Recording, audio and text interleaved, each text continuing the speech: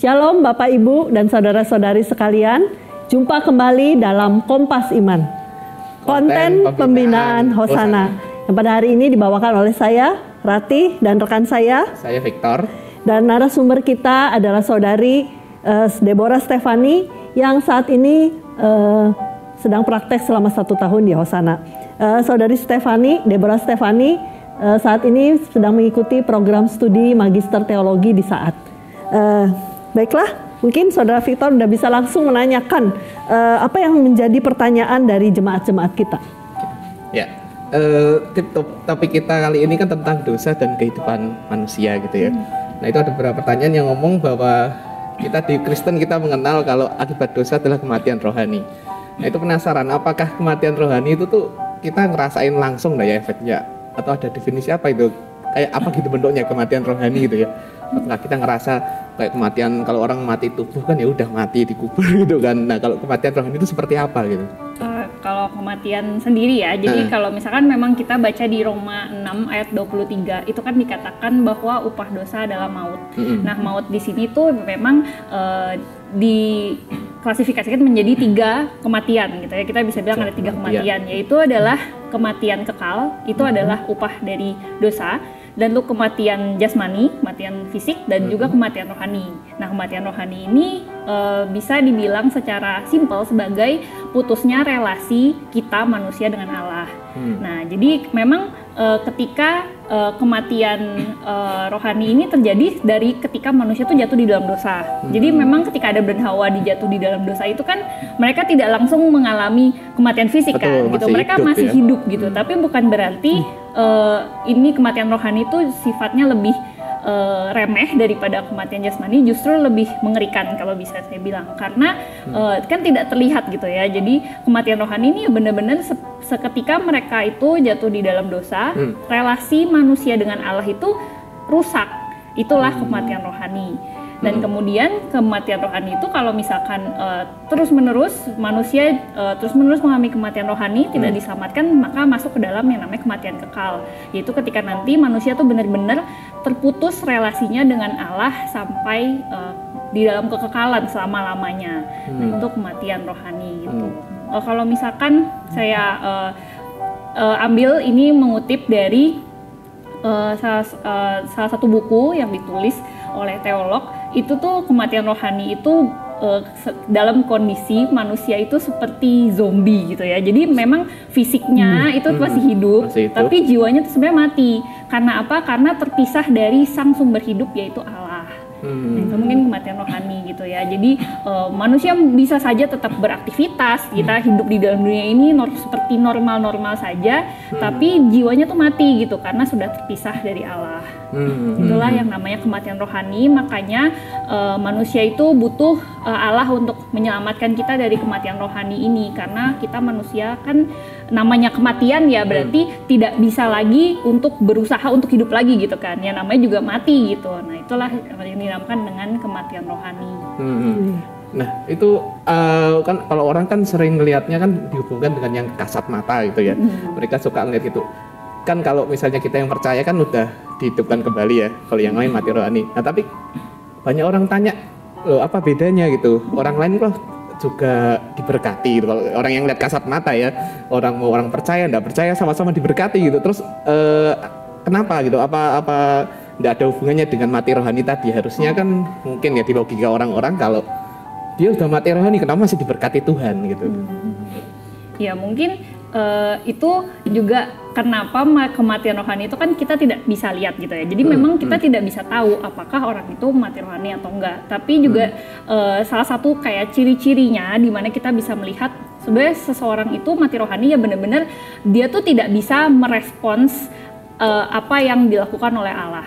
Dan juga dia mungkin mengerasakan hati tidak mau merespons perbuatan-perbuatan Allah. Demikian pula juga dengan ketika orang itu ya mereka tidak percaya, maka mereka juga ya mengerjakan segala sesuatunya itu sesuai dengan dunia ini gitu. Jadi misalkan kita bisa melihat dari ditulis oleh Paulus itu di Galatia 5 kan, jadi Paulus itu mengibaratkan orang itu tuh sebenarnya cuma 2. Kalau dia itu punya relasi dengan Allah, berarti dia tuh ya adalah anak-anak Allah.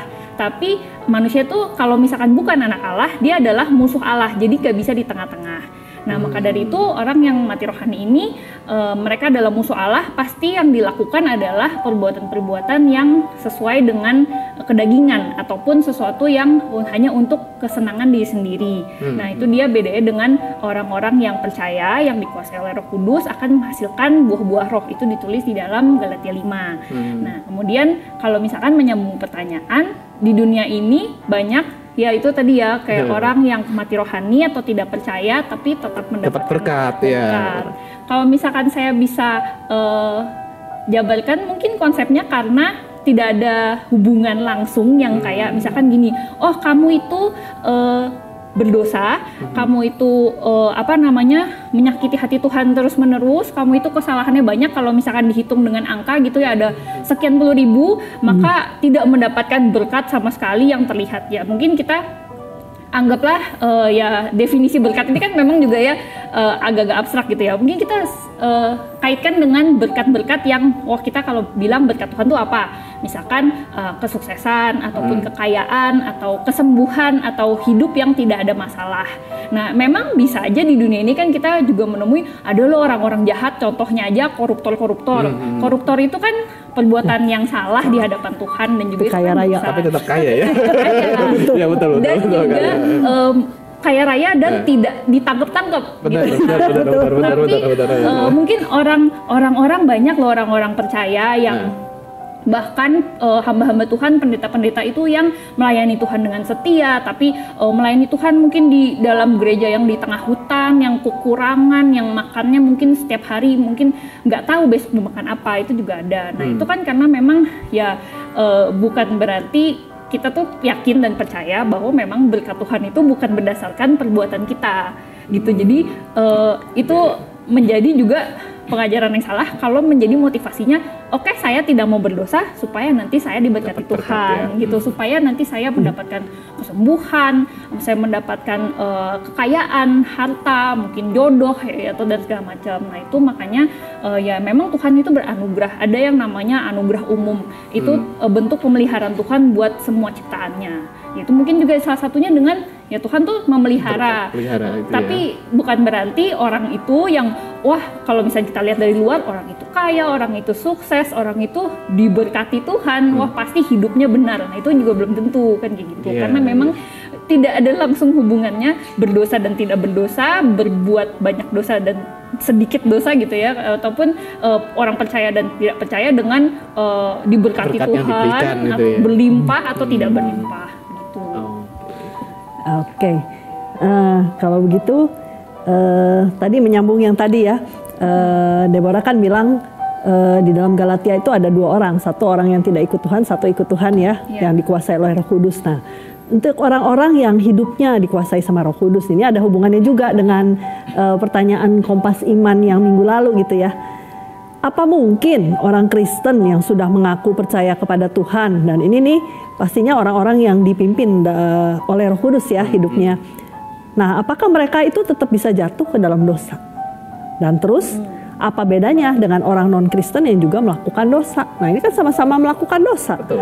Ya. Mungkin ada yang sharing sama saya sampai frustasi gitu. Iya, Ya kok betul. malah meragukan dirinya tuh kan karena udah percaya tapi kok masih bergumul dengan dosa-dosa itu sampai kayaknya nggak lebih baik dari orang yang di luar Kristen gitu ya. Iya, betul. Gimana? Ya, mungkin kalau misalkan kita bisa, saya juga tanyakan kepada Ko Victor dan juga kepada Bu Rati gitu ya. Sebenarnya kita ini kan adalah orang yang sudah diselamatkan, tapi masih berdosa nggak? Ya masih. Ya, Sama, masih Iya, bisa iya. bergumul. Ya, nah saya pun juga begitu ya, kita semua begitu gitu. Kenapa kita itu ya masih berdosa, kita menyadari bahwa kita tuh masih berdosa karena ya memang kita tuh masih hidup di dalam yang namanya ya kita manusia penuh dengan kedagingan, dan kita memang natur manusia adalah untuk berdosa gitu. Nah makanya kenapa kayak kalau misalkan kita bilang memang ya manusia itu dalam keadaan yang mati. dalam keadaan yang mati artinya tidak bisa berbuat apa-apa kecuali Tuhan tuh yang melakukan sesuatu. Nah, itulah kemudian Tuhan yang menyelamatkan kita, Tuhan juga memberikan kita Roh Kudus untuk menolong kita di dalam hidup itu, membimbing apa yang harus kita lakukan. Nah, itulah yang kemudian membuat kita itu berbeda dengan orang-orang yang tidak percaya gitu. Jadi kalau misalkan orang itu di dalam keadaan yang mati rohani, dia itu kan tidak bisa tidak berdosa, pasti selalu berdosa karena naturnya. Nah, kalau misalkan orang yang sudah diselamatkan itu memang juga orang itu menjadi masih bisa berdosa, tetap bisa berdosa karena naturnya dan juga karena memang kita ya manusia yang lemah ya gitu, tapi bisa juga tidak berdosa dengan bantuan dari Roh Kudus. Jadi ya kita bedanya itu. Jadi bedanya satu itu mungkin di dalam keberdosaannya kita itu kan dilambangkan seperti budak ya. Kalau misalkan manusia berdosa itu yang belum diselamatkan itu kan seperti budaknya dosa.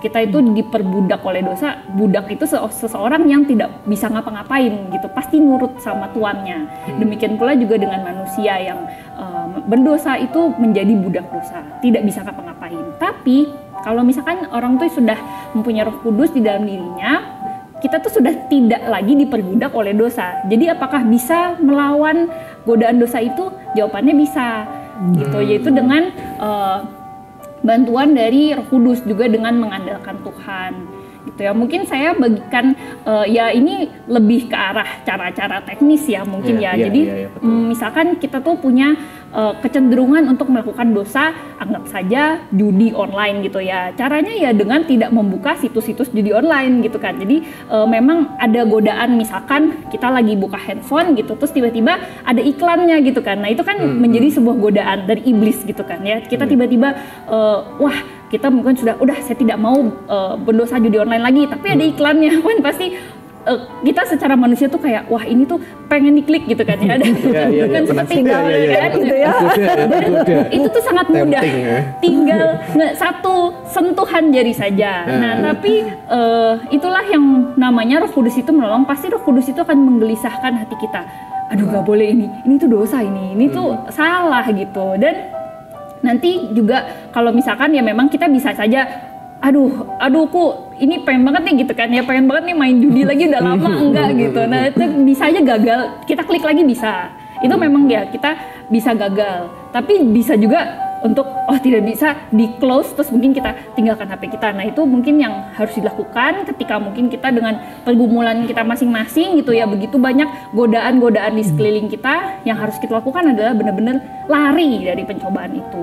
Jadi seperti ada godaan ya benar-benar menghilangkan semua akses dari perbuatan dosa tersebut. Nah itu sih mungkin yang secara simpel bisa kita lakukan. Nah itu yang bedanya. Kalau orang mungkin tidak berdosa, mereka lebih cenderung, mereka tidak akan merasa bahwa wah ini salah, wah ini tidak boleh. Pasti mereka akan dengan senang hati melakukannya karena mungkin menyenangkan, karena mungkin juga ada hal-hal yang mereka sudah kecanduan gitu. Nah itu makanya Roh Kudus itu menolong kita untuk kita tuh bisa lari dari pencobaan tersebut. Oke, ini kunci jawabannya ya. Kita harus selalu bergantung pada kuasa Roh Kudus ya untuk memimpin kita. Ini kayaknya juga merupakan jawaban dari pertanyaan ini nih sebetulnya. Pertanyaan itu bagaimana caranya untuk tidak berbuat dosa? Mungkinkah seseorang tidak berbuat dosa? Tapi kayaknya itu lari dari godaan ya. Itu mungkin ya secara abstraknya ya kita harus lari. Ya bagaimana cara larinya yaitu jadi misalkan memang ada akses untuk melakukan dosa itu, ya janganlah melakukan itu. Mungkin dosanya adalah yaitu merokok, mungkin seperti kan sudah dibahas di Kompas Iman sebelumnya juga tentang apakah merokok itu berdosa.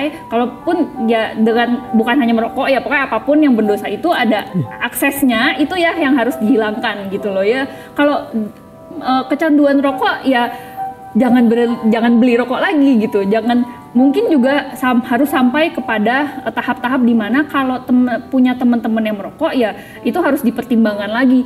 Bisa gak ya saya tuh kalau misalkan kita nongkrong gitu ya, harus nongkrong dengan orang-orang yang merokok, pasti jadi akan tergoda untuk merokok. Nah gimana caranya ya? Iya, ya udah bisa mencari lingkungan yang lebih sehat, yang lebih produktif, ataupun yang lebih mendukung kita untuk lepas dari dosa itu gitu. Nah itu mungkin cara-cara yang bisa dilakukan. Kalau misalkan dosanya adalah mungkin membuat pembukuan ganda di dalam sebuah perusahaan, ya kalau misalkan itu adalah tuntutan dari bos kita, itu ya susah ya deh. ya tapi ya memang ini ya akan lebih mudah dikatakan daripada dilakukan. Tapi caranya adalah ya jika kita tuh punya pilihan untuk lari, ya kita lari gitu, karena jika kita tidak lari pasti akan berkubang di situ terus. Tak nyangkal diri itu Victor.